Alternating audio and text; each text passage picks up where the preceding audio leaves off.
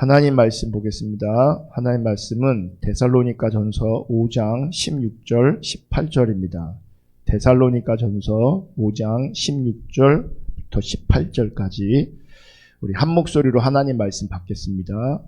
시작. 항상 기뻐하라. 쉬지 말고 기도하라. 범사에 감사하라. 이것이 그리스도 예수 안에서 너희를 향하신 하나님의 뜻이니라. 아멘. 오늘은 참된 믿음 시리즈 12번째 시간입니다. 여러분 지난주 본문을 기억하십니까? 지난주 본문은 로마서 12장 1절부터 2절이었습니다. 한번 볼게요. 로마서 12장 1절부터 2절. 그러므로 형제들아 내가 하나님의 모든 자비하심으로 너희를 권하노니 너희 몸을 하나님이 기뻐하시는 거룩한 산 제물로 드리라. 이는 너희가 드릴 영적 예배니라. 너희는 이 세대를 본받지 말고 오직 마음을 새롭게 함으로 변화를 받아 하나님의 선하시고 기뻐하시고 온전하신 뜻이 무엇인지 분별하도록 하라. 특별히 2절에 보시면 이렇게 말씀하고 있습니다. 하나님의 선하시고 기뻐하시고 온전하신 뜻이 무엇인지를 분별하라. 하나님의 뜻이 무엇인지를 분별하라고 말씀하고 있습니다.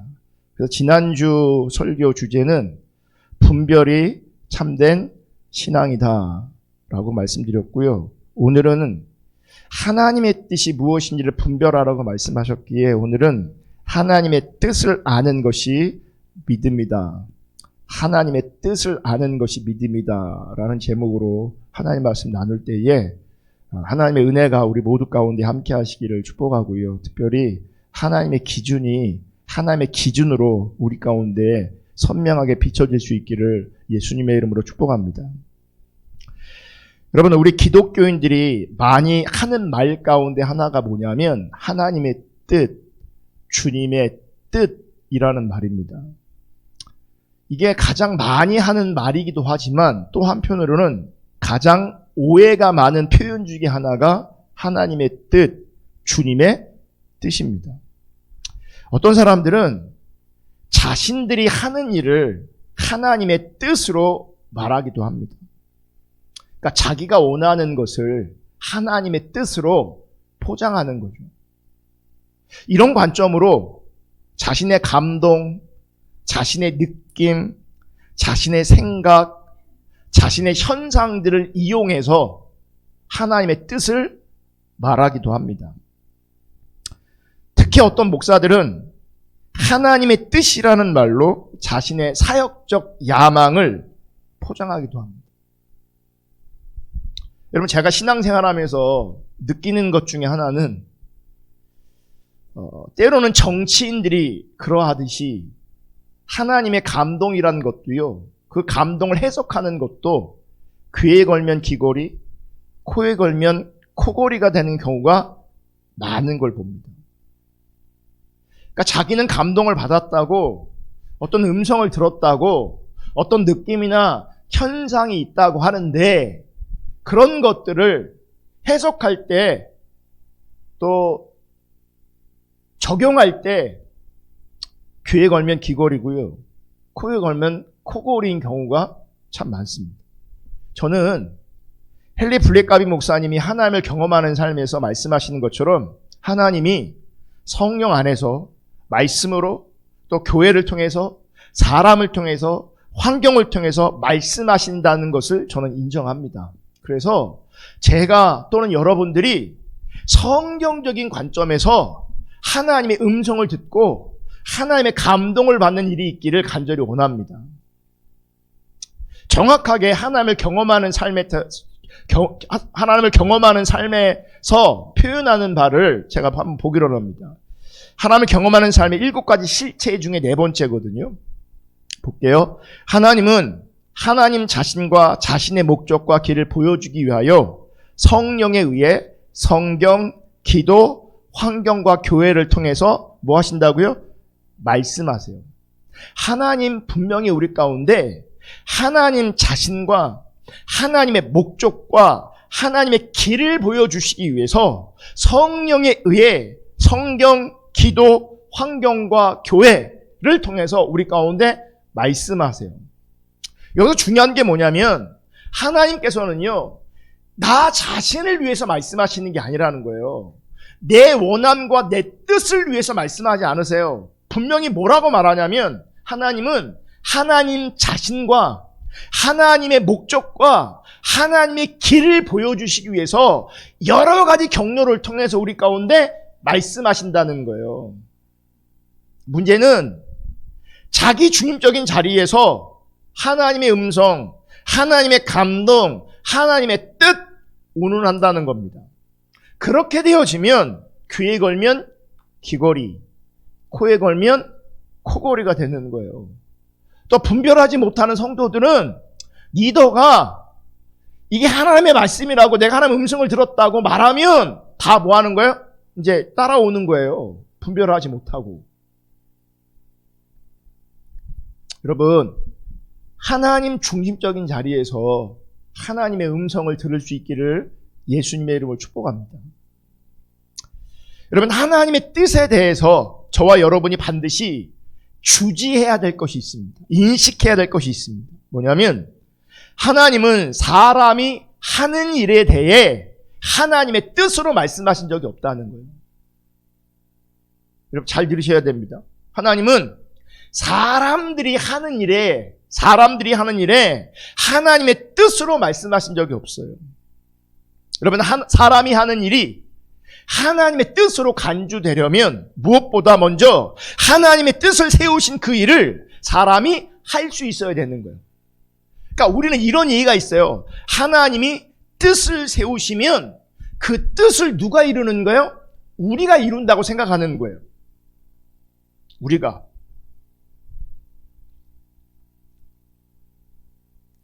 제가 한번 질문해 드릴게요. 하나님의 뜻을 사람이 이룰 수 있습니까? 사람이 이룰 수 없습니까? 여러분, 하나님의 뜻을 이룰 수 있는 사람은 한 사람도 없어요.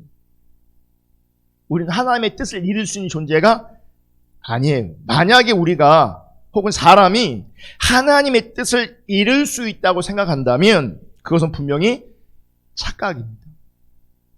준비한 사진이 하나 있는데, 자 보세요. 보이세요? 젓가락이 컵 안에 이렇게 담겨 있는데, 물이 있는 컵에 담겨 있는데, 젓가락이 지금 한 개로 보입니까? 두 개로 보입니까? 네? 두 개로 보이죠, 지금. 네.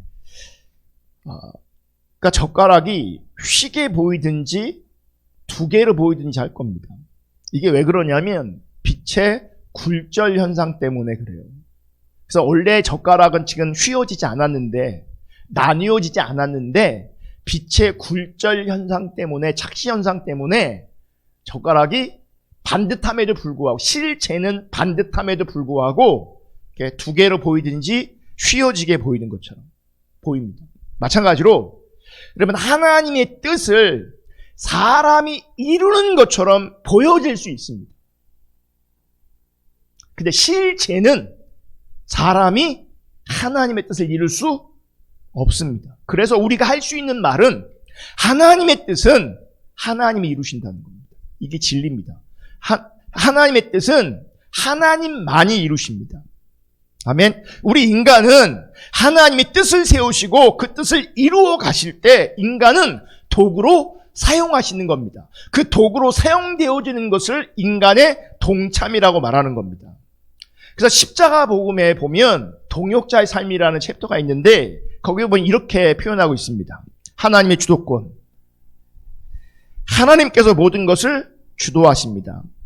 모든 것을 계획하시고 모든 면에서 인도하십니다. 그리고 하나님께서 그 모든 일들도 하나님의 능력으로 이루시고 어떻게 하신다고요? 성취하십니다. 그러니까 하나님의 일은 하나님이 이루시는 겁니다. 하나님의 뜻은 하나님이 이루시는 겁니다.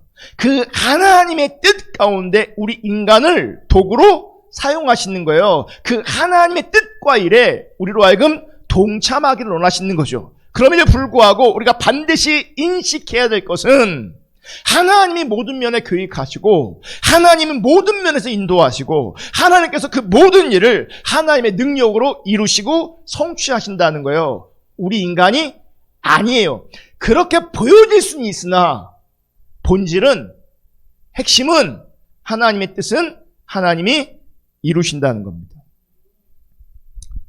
여러분 반드시 인식하시고 기억하시기를 축복하는데, 하나님의 일은, 하나님의 뜻은 사람이 아니라 하나님이 이루십니다. 그러므로 자기의 생각에 좋은 일이기 때문에, 자기에게 이로운 일이기 때문에 그것을 하나님의 뜻으로 여기는 것은 굉장히 위험한 겁니다. 그러니까 내가 원하는 일이 하나님의 뜻이 아니에요. 나에게 좋은 일이 하나님의 뜻이 아니에요. 근데 우리는 자기의 중립적인 자리에서 자기의 야망을, 자기의 원함을 이 하나님의 뜻으로 자꾸 포장한단 말이에요. 그래서 우리가 분별도 못하는 겁니다. 지난주에 분별이 뭐라고요? 참된 믿음이라고 했는데, 그러면 우리는 정말 순전하게 하나님의 뜻을 분별하고 알려고 해야 되는데, 내가 원하는 바가 있기 때문에 하나님의 뜻처럼 자꾸 내가 인식하려고 하는 거예요. 내가 원하는 바를. 그래서 하나님의 뜻으로 인식하려고 이것도 끌어들이고 저것도 끌어들이면서 그 안에 성경 말씀도 끌어들이고요. 여기저기 다양한 것들을 끌어들입니다. 그래서 나는 어떻게 인식하는 거예요? 하나님의 뜻으로 그것을 인식하는 거예요. 근데 까보면 그게 하나님 뜻이 아니고요. 자기가 원하는 거예요. 자기가 원하는 것을 하나님 뜻으로 여기는 거예요. 그러니까 자기가 원하는 신학이나 자기가 원하는 정치적인 신념을 하나님의 뜻으로 많은 경우 포장하는 겁니다. 분별하지 못하는 거죠. 여러분, 인간의 생각과 인간의 판단 자체가 여러분 자기 중립적이다라고 하는 사실을 늘 기억하시기를 축복합니다. 그러니까 인간의 생각이나 판단 자체가 자기 중립적인데 이거를 인식하지 못하는 자리에서 내가 좋은 것, 내가 원하는 것으로 하나님의 뜻이라고 포장하면 안 된다는 거예요. 제가 요즘에 자주 사용하는 표현이 있습니다. 뭐냐면 죄란 자기 중립성입니다. 기억하십시오. 죄란 다른 게 아니에요. 자기 중립성이 죄예요. 그럼 보세요. 이걸 다른 식으로 표현해 볼게요. 타락한 본성이 뭡니까? 자기 중심성입니다. 또 다르게 표현해 볼까요? 불의가 뭘까요? 자기 중심성입니다. 요즘 세상 돌아가는 걸 보면요, 공정이라는 단어를 쓰거든요. 근데 어떤 사람들이 공정이를 단어를 쓰냐면 자기가 손해보는 사람들이 공정이라는 단어를 씁니다. 무슨 얘기인 줄 아세요? 자기 중립적인 사람들이 정인이, 공인이, 공정인이 뭐 이런 얘기 쓴다는 얘기예요. 다. 죄란 자기 중심성을 말합니다. 타락한 본성이란 자기 중심성을 말합니다. 불이란 자기 중심성을 말합니다. 그래서 보세요. 이 자기 중심성에서 뭐가 나오는지 아세요? 무개념이 나오는 거예요. 무개념. 그러니까 하나님의 기준이 없는 게 무개념인 거거든요. 하나님의 기준이 없으니 누구만 기준되는 겁니까? 자기가 기준되는 거잖아요. 그럼 그거를 하나님은 무개념으로 보시는 거예요. 이게 지나치면요, 우리들 관계 안에도 이 무개념이 나옵니다. 그러니까 자기만 옳다는 거예요. 자기 것만 요구하는 거예요. 자기 것만 주장하는 거예요. 그게 무개념이에요. 베이직은 뭐예요? 자기 중심성이에요. 그 자기 중심성이 뭐라고요? 죄라고요. 타락한 본성이라고요. 그게 불이라고요. 그러므로 자기 중립적인 인간이 자기 유익을 위해서 자기 자신이 원하거나 생각하는 일을 하나님의 뜻으로 말하면 안 되는 겁니다. 이제 우리는 하나님 중립적인 자리에서 하나님의 뜻을 구하고 그 하나님의 뜻을 알아야 되는 겁니다. 그렇다면 여러분은 여러분의 삶에서 하나님의 뜻과 하나님의 뜻이 아닌 것을 구별할 수 있으십니까? 그리고 어떻게 구별하십니까? 제가 예를 들어 볼게요. 여러분, 주일에 예배에 참석하는 것이 하나님의 뜻일까요? 참석하지 않는 것이 하나님의 뜻일까요? 참 쉬운 질문이죠. 주일에 참석하는 것이, 주일 예배에 참석하는 것이 하나님의 뜻일까요? 아니면 참석하지 않는 것이 하나님의 뜻일까요? 아마 신자라면 누구나 예배에 참석하는 것을 하나님의 뜻으로 생각할 겁니다. 반대로 예배에 참석하지 않는 것을 하나님의 뜻을 벗어난 것으로, 자기 뜻대로 자기 마음대로 사는 것으로 생각할 겁니다. 이게 하나님의 뜻에 대한 보편적인 우리의 생각인 거예요. 그러니까 이런 식으로 하나님의 뜻을 알려고 한다면 이제 우리의 선택이 왜곡될 수 있다는 거예요. 그래서 제가 하는 말을 단순하게 단편적으로 생각하지 않기를 부탁을 드리는데, 어떤 분들이 이런 식으로 말하면 그러면 예배에 참석하지 않아도 된다는 말이냐라고 하면 자꾸 부정적으로 생각하는 사람들이 있어요.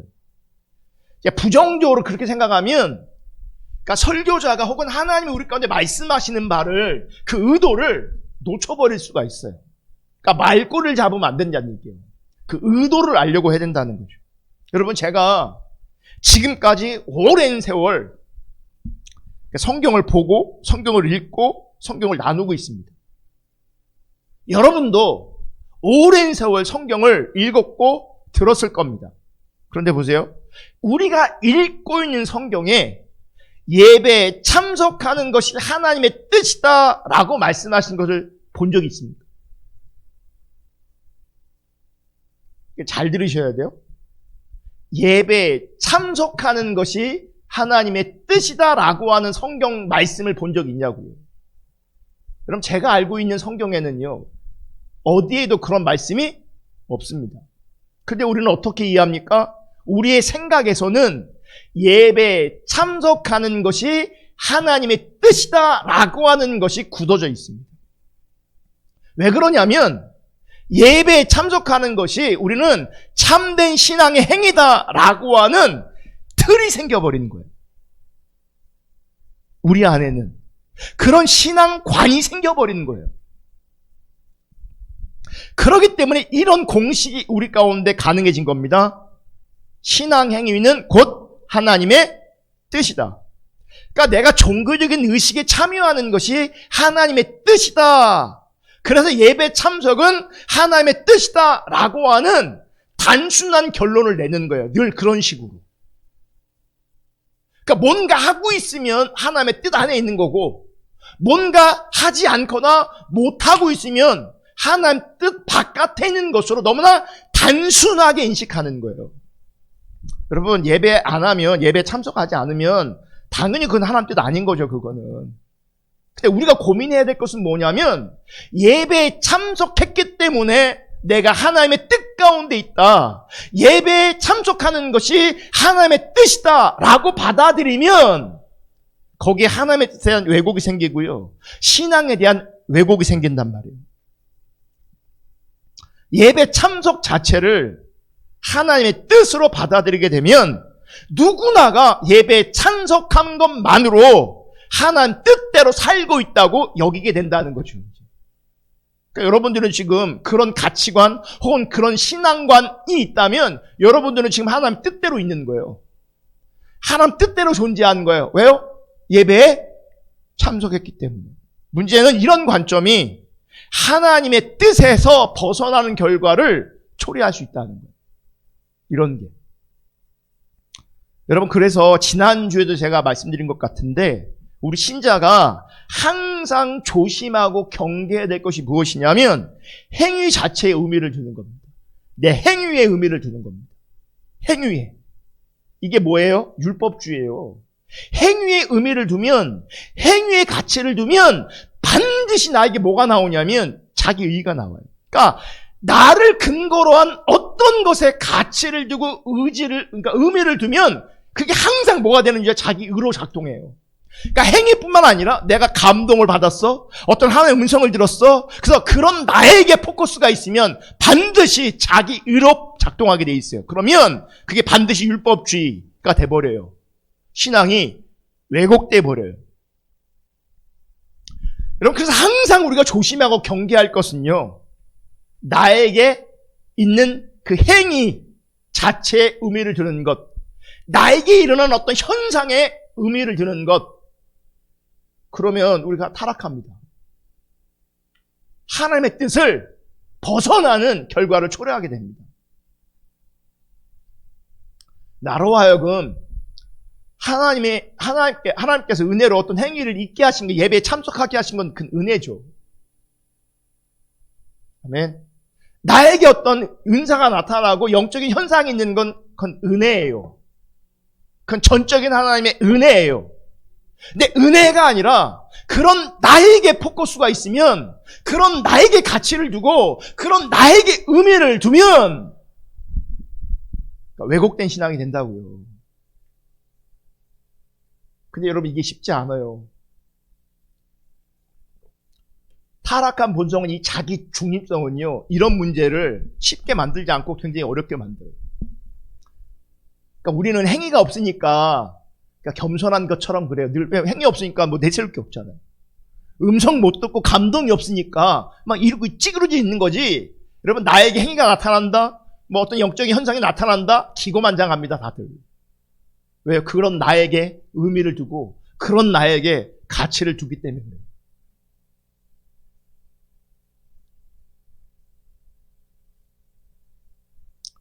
이런 행위에 의미를 두거나 가치를 두게 되면, 그 행위에서 하나님의 뜻을 찾게 된다면, 성경에 보세요. 타락한 시대에 여러분, 예배 행위, 제사 행위, 헌신이 없었던가? 바리새인들, 대제사장들, 서기관들 보세요. 그들은 성경을 끼고 살았던 사람들. 제가 하나님의 얼굴을 구하는 삶을 통해서도 이렇게 나누었는데, 말씀과 기도로 우리가 하나님을 찾으라니까, 하나님 얼굴을 구하라니까, 우리 또 어떻게 하는지 아세요? 말씀을 그냥 큐티해요. 막 큐티해요. 근데 보세요. 큐티라고 하는 그 행위, 말씀을 읽은 그 행위, 말씀을 묵상하거나 연구하거나 배우는 그 행위는 누구에게도 있었냐면 바리새인도 있었어요. 그 행위 자체가 하나님 얼굴을 구하는 게 아닐 수 있다는 걸 기억하셔야 돼요. 바리새인도 기도했어요. 타락한 시대 신앙인들도 다 뭐 했는 줄 아세요? 기도했어요. 그 행위 자체가 하나님 얼굴을 구하는 게 아니에요. 행위의 의미를 두게 된다면 바리새인도 하나님 얼굴을 구하게 되는 거예요. 그러니까 이렇게 말하면 또 행위를 안 하면 또 부담돼. 행위를 하면 내가 내가 행위를 하면 교만해질 것 같고, 행위를 하면 또 자기 의에 빠질 것 같고, 그래서 어떤 미련한 자기 중적인 어떤 사람은 아예 안 해. 하면 내가 교만해진다. 이게 여전히 하나님 뜻에서 벗어나 있는 거예요. 그러니까 이 자기 중립성이 얼마나 징글징글한지요. 해도 안 되고 안 해도 안 돼. 에이, 그럴 바에 난 안 한다. 이렇게 적용하는 사람들이요, 정말 많습니다. 하는 것도 힘든데 뭐 해도 소용없다고, 해도 뭐라 그러고, 해도 그거 아니라고 그러고, 나는 안 할란다 그냥. 오늘 본문에 보면 이렇게 말씀하고 있어요. 16절, 17절, 18절 보면, 항상 기뻐하라, 쉬지 말고 기도하라, 범사에 감사하라. 이것이 그리스도 예수 안에서 너희를 향하신 하나님의 뜻이니라. 지금 사도 바울은 하나님의 뜻을 분명하고 선명하게 우리 가운데 말씀하고 있어요. 그게 뭐예요? 항상 기뻐하라, 쉬지 말고 기도하라, 범사에 감사하라. 그렇다면 우리는 이 하나님의 뜻을 행해야 됩니까? 행하면 안 됩니까? 행하겠죠. 성경 뭐래요? 항상 기뻐하래, 쉬지 말고 기도하래, 범사에 감사하래. 그럼 우리는 그 뜻을 하나님의 뜻으로 받들어서 반드시 뭐 해야 되겠어요? 순종해야 되겠죠. 아멘. 아멘. 문제는 우리가 이 하나님의 뜻을 행할 수 없다는 데 있어요. 좀 전에 암안에 하셨는데, 불행한 소식입니다. 우리가 이 뜻을 순종할 수 없습니다. 그러면 이 하나님의 뜻을 우리 자원으로 순종하려고 한다면 실패합니다. 사실 정직하게 솔직히 우리를 돌아보세요. 우리는 이 말씀 앞에, 하나님 뜻이라고 하는 이 말씀 앞에 수많은 실패를 경험했고 지금도 경험하고 어쩌면 앞으로도 경험하고 있을지 모릅니다. 여러분, 이 하나님의 뜻에, 분명하고 선명한 이 하나님의 뜻에 여러분 성공하고 있냐고요. 여러분, 오늘 본문은요, 우리의 행함으로는 절대 불가능합니다. 여러분, 성경이 만약 이렇게 말한다면 소망이 좀 있어요. 여러분, 어쩌다 기뻐하십시오. 여러분, 가끔 기도하십시오. 여러분, 제한적으로 감사하십시오. 만약 이렇게 말씀하셨다면 우린 다 순종하고 있는 거예요. 우린 어쩌다 기뻐하고 있잖아요. 우린 가끔 기도하고 있잖아요. 우린 제한적으로 감사하고 있잖아요. 근데 성경은 뭐라고 말하냐면 어쩌다가 아니라 항상 기뻐하래요. 가끔이 아니라 쉬지 말고 기도하래요. 제한적이 아니라 모든 일, 즉 범사에 감사하래요. 여러분, 항상 쉬지 말고, 범사라는 말에는 모든 형편과 사정과 환경에 대한 초월의 의미를 담고 있는 거예요. 모든 형편과 모든 처지와 모든 사정과 모든 환경에 대한 초월의 의미를 담고 있습니다. 그러므로 기뻐하고 기도하고 감사할 조건이 따로 존재하는 것이 아니라 주어진 모든 상황과 형편과 처지를, 문제를 초월하여서 기쁨과 기도와 감사가 있어야 된다는 뜻인 거예요. 아멘. 근데 이게 가능하냐고요? 이게 여러분 가운데 가능하냐고요? 제가 모르지만, 정확하게 모르지만, 지금 우리의 상태도 기뻐하지 않은 사람이 있어요. 기쁘십니까? 네, 어떤 분들은 막 주님이 너무 세게 오셔서 비몽사몽간에 기뻐하는 상태가 아니라, 감사하는 상태가 아니라 정신없는 상태. 이게 불가능하다고요. 여러분, 살아가면서 여러분들은 죄를 실감할 때가 언제입니까? 아까 죄란 자기 중심성이라고 그랬잖아요. 타락한 본성은 자기 중심성이라고 그랬잖아요. 불의는 뭐라고요? 자기 중심성이라고 그랬잖아요. 이게 무서운 게 뭐냐면 이 자기 중심성을 죄로, 타락한 본성으로, 불의로 내가 실감하며 사는 것이 쉽지 않다는 거예요. 그러니까 죄를 실감한다는 게 쉽지 않아요. 여러분, 어느 때에 이 죄를 실감하십니까? 혹시 제가 앞에서 말씀드린 것처럼 내가 알고 있는, 여태까지 해왔던 그런 신앙의 틀에서 벗어난 것에서 죄를 실감한다고 한다면 그거는 신앙이 왜곡되어 있는 거예요. 그건 잘못된 시각이에요. 그러니까 제한적 죄의 인식인 거죠. 우리가 죄를 실감해야 될 때는 바로 이런 경우입니다. 신자가 자신의 삶에서 매일 어쩌면 순간순간 실감되는 죄는, 혹은 실감해야 되는 죄는 하나님의 은혜를 말하고 그 은혜 아래에 있음을 내가 인정하면서도 하나님이 붙드시고 끌어가시는 것으로 기뻐하지 못하고 감사하지 못하는 것을 내가 죄로 인식해야 돼요. 그것을 불의로 인식하셔야 돼요. 왜 우리가 기뻐하지 못할까? 왜 우리가 기도하지 않을까? 왜 우리가 감사하지 못할까? 왜 그런지 아십니까? 현재의 상황에서 자신을 바라보기 때문에 그래요. 현재의 상황에서 자신을 보기 때문에. 그러니까 현재의 상황에서 자기를 본다는 건 지금 뭐가 작동하고 있냐면 자기 중심이 작동하고 있는 거예요. 그러니까 죄가 작동하고 있고 타락한 본성이 작동하고 있고 불의가 작동하고 있어요.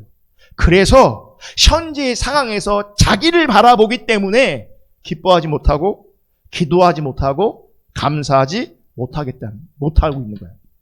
무슨 말이냐면 하나님의 그 사랑의 영역에 내가 붙들려 있는 것이 아니라 하나님의 사랑의 영역에 붙들려 있는 것보다는 현재 처한 상황과 형편과 처지가 나를 붙잡고 있는 거예요. 그래서 자기 중립적인 자리에서 현재 처한 현실이, 상황이, 처지가 내 마음에 안 드는 거죠. 내 마음에 안 들기 때문에 뭐가 사라지는 겁니까? 기쁨이 사라지고 감사가 사라지고. 그러면 뭐가 상실되는 줄 아십니까? 하나님을 찾을 수 있는 그 동력이 상실되어져요. 그러니까 뭐도 안 돼요? 기도하는 것도 안 돼요. 그러니까 맥 빠져갖고요, 심 빠져갖고요, 푸념만 해요. 여러분, 기도하셔야 됩니다. 아멘. 기도하는 자리에 있으셔야 합니다. 내가 기도하지 못한다라고 하는 게 영적으로 큰 상처가 있는 겁니다. 영적으로 큰 문제가 있는 겁니다. 기도하지 못한다는 것. 우리가 함께 모여 기도할 시간에 기도할 수 있어야 되고요. 또 개인적으로도 하나님 앞에 기도할 수 있어야 돼요. 여러분이 하나님께 기도할 때에, 여러분 그 기도하는 자리에, 기도하는 순간에 하나님의 임재가 있기를 예수님의 이름으로 축복합니다. 근데 하나님의 사랑의 영역에 붙잡혀 있지 않으면 자기 처한 상황과 형편과 처지가 자기 마음에 안 들어요. 그럼 기쁨과 감사가 날아가게 되고 하나님 찾는 것도 안 돼요. 기도하는 것도 안 돼요. 억지로 기도의 자리에 나아갈 수는 있어도 기도가 안 돼요. 그런 말 하잖아요. 기도의 줄이 잡혀야 되는데 기도의 줄이 안 잡힌다. 뭐 사실 기도의 줄이 있는 게 아닌데 기도빨 이게 잘 안 된다고 막. 그 왜 그런지 아세요? 제가 말한 이런 이유 때문에 그래요. 주님께 붙들려 있는 게 아니에요. 주님의 은혜와 사랑에 붙들려 있는 게 아니기 때문에 그래요. 이런 기도도 마찬가지예요. 하나님의 뜻이 이루어지기를 구하는 것보다는 자신의 뜻대로 되기를 원하는 욕망이 기도에 담겨 있어요. 그러니까 참다운 기도가 안 되는 거죠. 여러분, 이런 모습이 신자가 매일의 삶에서 실감하고 확인할 수 있는 죄가 되는 겁니다. 이런 게 죄로 인식되어져야 되는 겁니다. 아멘. 따라서 본문에서 드러나는 하나님의 뜻은 무엇인지 아십니까? 항상 기뻐하라, 쉬지 말고 기도하라, 범사에 감사하라 라고 하는 이 삶을 실천하라고 하는 것이 아니라 하나님의 사랑을 아는 것이라고 말씀하고 있는 겁니다. 하나님의 사랑을 알되 온전히 아는 것이 하나님의 뜻이에요. 하나님의 사랑을 알 때에 뭐가 가능한 거예요? 기뻐함이, 기도함이, 감사함이 거기서 가능한 겁니다. 하나님의 사랑을 알게 되고 그 하나님의 사랑에 붙들려 인도되는 삶의 그 복됨을 알 때에 현재 형편과 처지로 인한 불안과 염려보다는 기쁨과 기도와 감사가 있게 되어지는 겁니다. 아멘. 그래서 우리를 향하신 하나님의 뜻은 예수 그리스도를 보내주셔서 죽음에 갇힌 우리를 구원하신 그 사랑을 아는 것이 하나님의 뜻이에요. 그 하나님의 뜻을 온전히 알 때 비로소 내 상황과 처지를 초월해서 뭐 할 수 있는 거예요? 기뻐하고 감사하고 기도하는 것 되는 겁니다. 자, 요한복음 6장 38절 39절 볼게요. 요한복음 6장 38절 39절. 그것은 내가 내 뜻을 행하려고 하늘에서 내려온 것이 아니라 나를 보내신 분의 뜻을 행하려고 왔기 때문이다. 지금 예수님께서 나를 보내신 분의 뜻을 행하려고 내가 하고 있다 그렇게 말씀해요. 39절 다 같이 보겠습니다. 39절 시작. 나를 보내신 분의 뜻은 내게 주신 사람을 내가 한 사람도 잃어버리지 않고 마지막 날에 모두 살리는 일이다. 여기 보면 예수님이 하늘에서 우리 가운데 오신 것은 하나님이 예수님에게 주신 사람, 즉 하나님이 택한 하나님의 백성을 한 사람도 잃어버리지 않고 마지막 날에 어떻게 한다고요? 모두 살리는 것이 하나님 뜻이래요. 살리는 것이. 그렇다면 하나님의 뜻이 뭐가 되는 겁니까? 하나님이 택한 백성을 구원하는 것이 하나님의 뜻이 되는 거죠. 근데 이게 표면적으로는 하나님의 택한 백성을 구원하는 것이 하나님의 뜻처럼 보입니다. 그런데 실제는 그 내면에는 구원이 아니라 하나님의 사랑이 그 자리를 대신하고 있다는 걸 아셔야 돼요. 그러니까 구원이 하나님의 뜻이 아니고요. 하나님의 사랑이 하나님의 뜻인 거예요. 하나님 사랑이. 자, 39절 마지막 표현을 볼게요. 39절에 보면 나를 보내신 분의 뜻은 이라고 시작하면서 마지막에 보면 마지막 날에 모두 살리는 일이다 라고 되어 있어요. 마지막 날에 모두 살리는 일이다. 자, 이 말은요, 전제하는 게 있어요. 이 말이 전제하는 게 뭐겠어요? 우리는 죽어있는 자라는 것을 전제하는 거예요. 죽어있기에 하나님 뭐 하시는 거예요? 예수를 보내셔서 살리시는 거예요. 아멘? 자, 그러면 우리의 영적 실체를 보셔야 되는데 우리의 근본적인 영적 실체는 죽어있는 상태예요. 그러니까 육체는 살아있지만 영은, 영적인 상태는 하나님의 관계성에서는 죽어있는 거예요. 이게 우리의 영적 실체예요. 우리의 실상이에요. 아멘? 죽은 자를 다시 살린다는 것은 다시 살아날 가치가 있는 존재이기 때문에 다시 살리는 게 아니에요.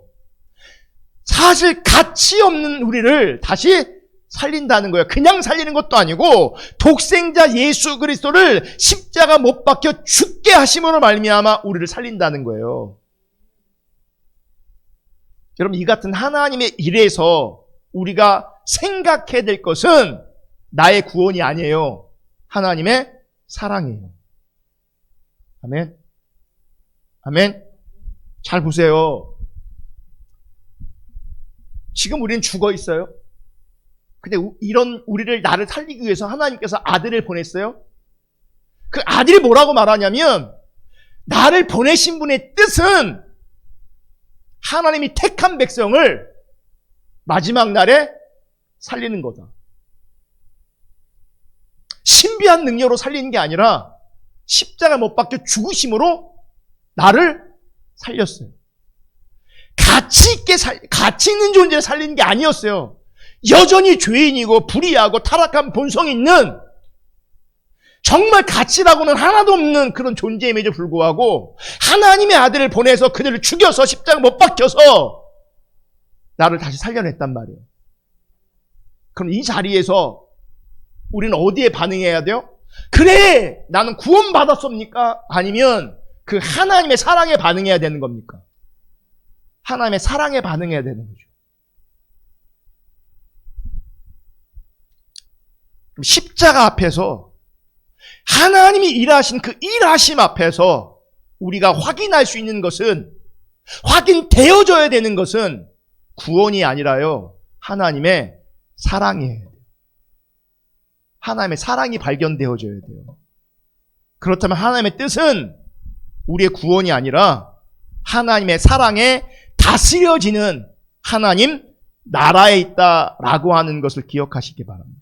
그러니까 구원의 개념도요, 내가 구원받았다라는 개념이 아니라 내가 하나님의 사랑에, 하나님의 은혜에 다스림 받고 있다라고 하는 개념이 사실은 구원의 개념인 거예요.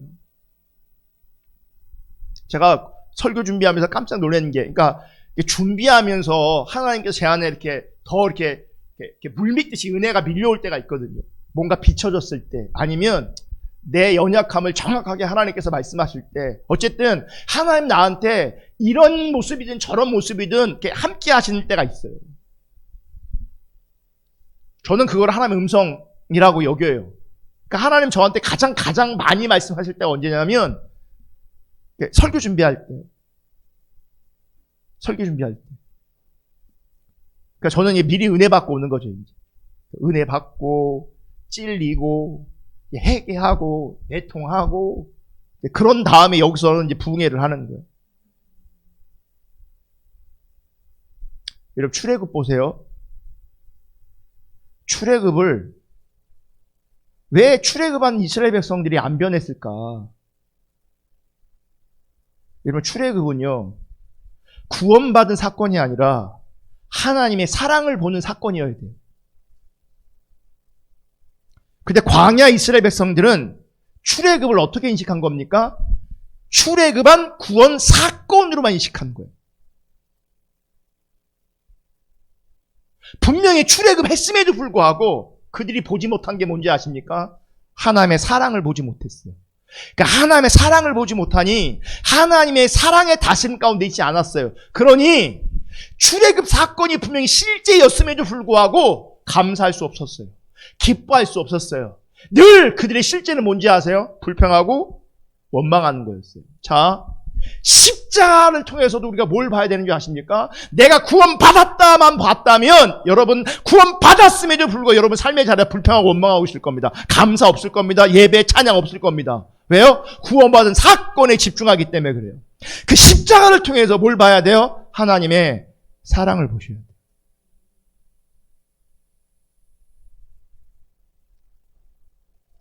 하나님의 뜻은 내가 구원받았냐, 구원 안 받았냐, 뭐 이런 거 운운하는 게 아니고요. 하나님의 뜻은 내가 하나님의 사랑에 다스림 받고 있는가, 하나님의 사랑을 보고 있는가, 이겁니다. 그게 하나님 뜻입니다. 여러분, 우리 시대에 많은 문제가 있지만 특별히 신앙적인 문제가 있어요. 영적인 문제가 있어요. 뭔지 아세요? 구원을 말하지만 구원이 훼손돼 있어요. 믿음을 말하지만 믿음이 왜곡돼 있어요. 여러분, 이런 현실을 보셔야 됩니다. 구원이 왜곡되고 믿음이 훼손된, 구원이 훼손되고 믿음이 왜곡된 우리 시대의 영적 실제를 보셔야 된다고요. 보세요. 우리가 구원을 말하지 않아도 내가 하나님의 사랑을 알아. 그분의 은혜와 그분의 사랑에 다스림 받고 있는 하나님의 백성으로 존재하고 있다면 그분은 당연히 구원받은 거죠. 그럼 당연히 구원받은 거예요. 근데 보세요. 구원의 확신을 얘기해. 구원받았어? 구원 못 받았어? 거듭난 그리스도인이야? 구원의 확신이 있어? 나는 구원의 확신이 있어. 너는? 나는 아직 없는 것 같아. 구원의 확신을 말할지 모르겠지만 하나님 사랑을 몰라. 하나님의 사랑에 다스림 받고 있지 않아. 여전히 자기 중립적인 삶을 살아내고 있어. 여전히 무개념으로 살고 있어. 그럼 보세요. 내가 구원받았다고 아무리 여길지라도, 내가 구원의 확신이 있다고 아무리 여길지라도, 내가 믿음이 있다고 아무리 여길지라도, 말할지 몰라도 그분에게 있는 구원과 믿음은 실제가 아닐 수 있어요. 구원과 믿음의 실제는 뭔지 아세요? 그분의 사랑의 통치 아래 있는 거예요. 그분의 사랑의 다스림 안에 있는 거예요. 그분의 은혜와 사랑을 보는 거예요. 그분의 은혜와 사랑을 온전히 아는 거예요. 구원 사건의 포커스가 있는 것이 아니라 그분의 은혜의 포커스가 있는 거예요. 그분의 사랑의 포커스가 있는 거예요. 내 삶의 포커스가 있는 것이 아니라 그분의 은혜와 그분의 사랑의 포커스가 있는 거예요. 그 온전한 사랑을 보는 거예요. 그게 하나님 뜻이에요.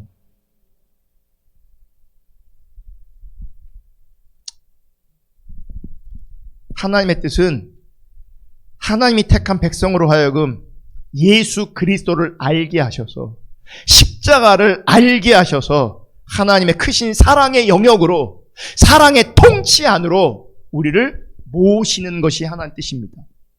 그러면 우리를 향한 하나님 뜻은 뭐겠어요? 그 하나님의 통치 안으로 내가 들어가는 거죠. 그게 하나님 뜻이에요. 또 그게 구원이에요. 또 그게 믿음이에요. 그게 신앙이에요. 이것이 예수 그리스도 안에서 너희를 향하신, 우리를 향하신 하나님의 뜻인 겁니다. 하나님의 그 사랑의 통치에, 그 사랑의 영역에 자기 백성을 모으시고 주어진 형편과 처지를 초월하여 하나님과의 관계성 안에서 항상 기뻐하게 하시고 쉬지 않고 기도하게 하시고 범사에 감사하게 하심으로써 하나님의 은혜와 사랑에 붙들린, 육신은 이 세상에 있지만 이미 온 하나님 나라를 살 뿐만 아니라 그 하나님 나라를 드러내고 나타내고자 하시는 것이 하나님의 뜻이라고. 그게 하나님 뜻이에요. 그런데 오늘 성경을 보면 오늘 본문 말고도요, 하나님의 뜻이 여러 가지로 언급되고 있는 걸 볼 수 있어요. 그러니까 표면적으로는 아까 요한복음 6장에 나오는 하나님의 뜻과 데살로니가 전서 오늘 본문에 나오는 하나님의 뜻과 뭔가 좀 다른 것처럼 보이잖아요. 그죠? 또 다른 데를 보면 또 이렇게 하나님 뜻을 말하고 있어요. 데살로니가 전서 4장 3절을 볼게요. 하나님의 뜻은 여러분이 성결하게 되는 것입니다. 여러분은 음행을 멀리하여야 합니다. 여기서 하나님 뜻은 뭐라고 말해요? 성결, 거룩. 예. 여러분, 그러면서 보세요. 하나님의 뜻은 여러분이 성결케 되는 겁니다. 성결하게 되는 겁니다. 바로 이어서 뭐라고 말해요? 여러분은 음행을 뭐요? 멀리하래요. 음란, 음행, 이건 다 비슷한 말이거든요. 멀리하래요. 그러니까 데살로니가 4장 3절을 읽었는데 5절에도 바로 이어서 이렇게 말하고 있어요. 여긴 없어요. 하나님을 알지 못하는 이방 사람과 같이 세욕에 빠져서는 안 됩니다. 여러분, 우리가 거룩해지려면, 거룩한 삶을 살려면, 성결한 삶을 살려면 음란하면 안 돼요. 음행하면 안 돼요. 세욕에 빠져서는 안 돼요. 할렐루야. 저는요, 이성애든 동성애든 어떤 애든 하나님 보시기에 죄는 뭔지 아세요?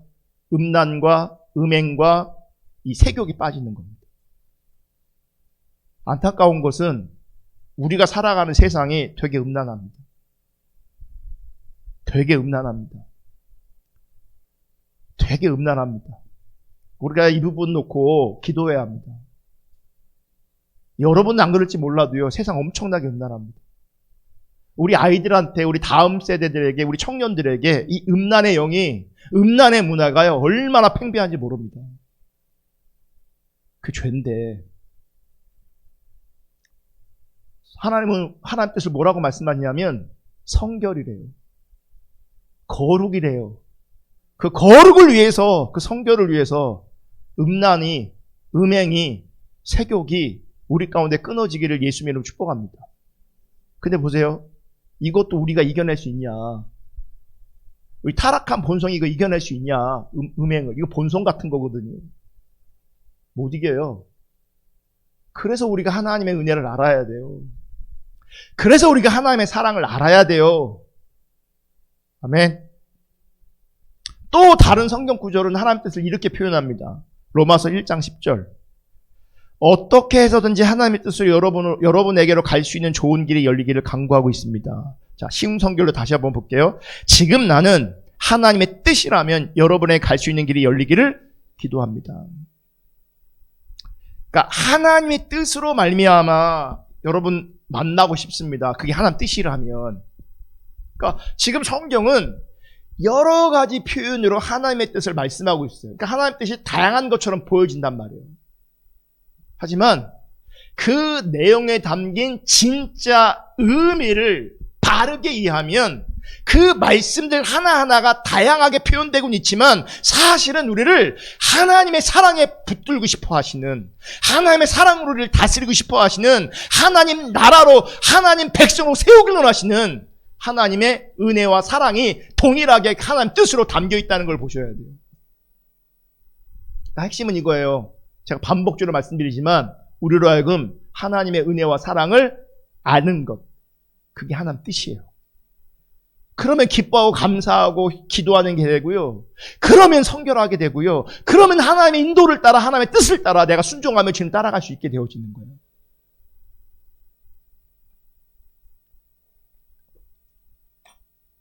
그래서 여러분, 우리는 이 땅에서 무엇을 하는가, 혹은 어떤 모양으로 사는가, 어떤 형편과 어떤 처지로 사는가가 굉장히 중요한 이슈거든요.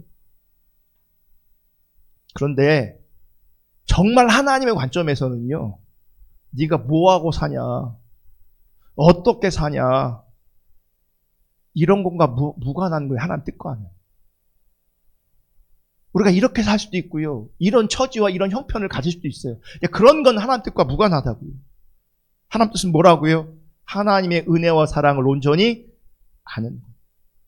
예수 그리스도 안에서 예수로 말미암은 그 은혜와 사랑에 눈이 열리고, 그러므로 말미암아 기뻐하고 감사하는 것이 우리를 향하신 하나님의 뜻이라는 거죠. 그러므로 신자는 그 하나님의 뜻이 내게 이루어지기를 소망하며 사는 겁니다. 기도할 때 뭐 기도하는 거? 이런 하나님의 뜻이 우리 가운데 온전히 이루어지기를 구하는 겁니다. 아멘.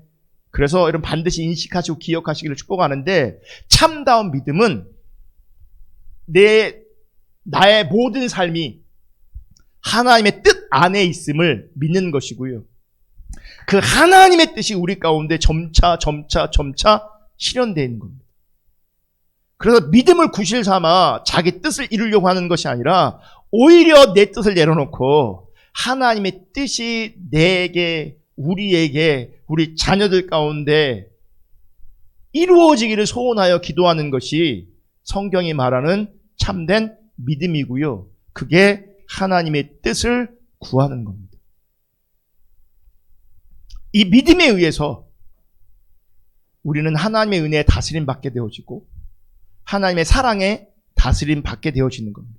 그리고 그 은혜를, 그 사랑을 의지할 뿐만 아니라 신뢰하고 더 바라보고 더 알기를 구하는 겁니다. 그런 상태에 있는 것이 은혜인 겁니다. 이런 하나님의 뜻을 알게 되면 매일의 삶에서 은혜와 사랑이 크든 작든 우리 가운데 실감되게 됩니다. 왜냐하면 하나님이 나를 지금 다스리시고 이끌어 가시는 것을 내가 인식하게 되고 보게 되는 거죠. 그런 은혜가 있기를 예수님의 이름으로 축복합니다. 그래서 그 은혜와 사랑이 보여지면 세상이 아무것도 아닌 거죠. 세상의 영향력이 작아지거나 내려지게 되는 거죠. 그러니까 하나님 나라가 더 복되다, 하나님 나라가 영원한 나라다라고 하는 것들이 더 선명하게 우리 가운데 비춰지는 겁니다. 여러분, 이제 말씀 마칠 건데요. 이번 한 주 명절 기간입니다. 저는 철이 들면서 성인이 되면서 명절을 보내는 마음이 유쾌하거나 즐겁거나 그러지 않았어요.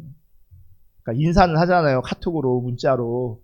뭐 행복한 추석 되세요. 뭐 이런 거 주고받고 하잖아요. 저도 명절 때가 되면 교인들한테 다 이제 그런 문자 보내기도 하고 막 그랬어요. 뭐 즐거운 한가위 되세요. 그런데 성인이 되면서부터는 이 명절을 보내는 마음이 그렇게 유쾌하지 않았어요. 늘 사실은 조금 이제 어두웠습니다. 왜 그럴까요? 내 형편과 처지 때문에 그래요. 그러니까 형편과 처지가 명절을 누릴 수 있는, 그렇게 안 되는 거죠. 이제. 저만 그런 것 같지 않더라고요. 사실 명절이 여러분 기쁘십니까? 어떤 분들은 코로나 때문에 가지 말라고 하니까 더 좋아하시는 분들도 있어요. 못 가게 하니까. 공식적으로 이제 말할 게 생긴 거잖아요. 피곤한 시간이고 유쾌하지 않은 시간일 수도 있어요. 여러 가지 이유로. 여러분, 추석 명절 기간 빨간 날이 참 많은데 오늘 말씀하신 하나님의 뜻을 묵상했으면 좋겠어요. 하나님의 은혜가 우리를 붙잡고 있다는 거죠. 하나님이 나를 사랑하신다는 거죠. 그래서 내 형편과 처지와 상황을 초월해서 기뻐할 수 있는, 감사할 수 있는, 그래서 하나님 찾을 수 있는, 기도할 수 있는 그런 은혜가 우리 모두에게 넘쳐날 수 있기를 주님의 이름으로 축복합니다. 그 하나님의 뜻이 우리 가운데 실제되어지기를 예수님의 이름으로 축복합니다. 아멘. 기도하겠습니다.